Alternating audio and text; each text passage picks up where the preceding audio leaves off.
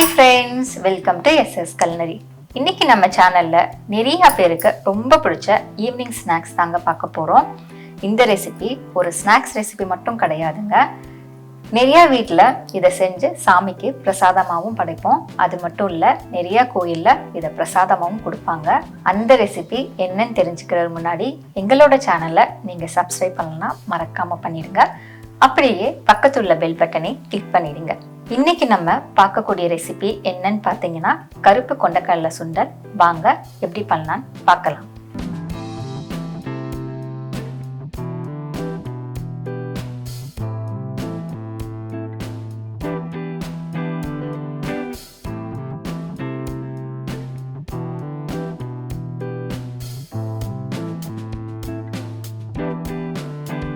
கருப்பு கொண்டக்கடலை ஒரு கப்பு நிறைய எடுத்திருக்கேன்.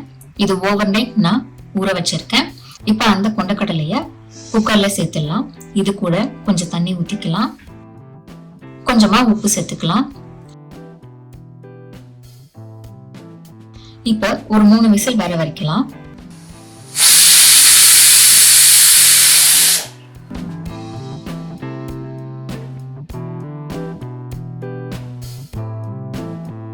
இப்ப கொண்டக்கடலை நல்லா வெந்துருச்சு. இப்ப ஒரு கடாயில 2 டேபிள் ஸ்பூன் எண்ணெய் ஊத்திக்கலாம்.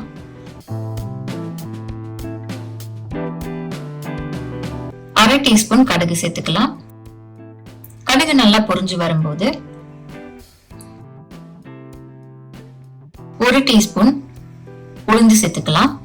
கொஞ்சமா கருவேப்பிலை சேர்த்துக்கலாம். ஒரு பச்சை மிளகாவை பொடியா கட் பண்ணி சேர்த்துக்கலாம். இப்ப இதெல்லாம் நல்லா மிக்ஸ் பண்ணிக்கலாம். இப்போ வேக வச்ச கொண்டக்கடலையை இதோட சேர்த்துக்கலாம். இந்த தாளிப்பு எல்லாமே கொண்டக்கடலையோட நல்லா மிக்ஸ் ஆகணும். ஒரு 2 நிமிஷம் நம்ம மிக்ஸ் பண்ணி விடலாம். இப்ப தாளிப்பு எல்லாமே நல்லா மிக்ஸ் ஆயிடுச்சு. ஸ்டவ் ஆஃப் பண்ணிடலாம். இப்ப இத ஒரு பிளேட்ல சர்வ் பண்ணிடலாம். இதை இப்படியே சாப்பிடலாம். அப்படி இல்லைன்னா இது கூட கொஞ்சமா பொடியா கட் பண்ண மாங்காவை சேர்த்துக்கலாம். கொஞ்சமா பொடியா கட் பண்ண வெங்காயம் சேர்த்துக்கலாம். கொஞ்சம் கொத்தமல்லி இலையை சேர்த்துக்கலாம். இப்ப இது எல்லாமே நல்லா மிக்ஸ் பண்ணிக்கலாம். இப்ப இதை ஒரு பிளேட்ல மாத்தி சர்வ் பண்ணலாம். அவ்வளவுதாங்க, கருப்பு கொண்டக்கடலை சுண்டல் ரெடி ஆயிடுச்சு.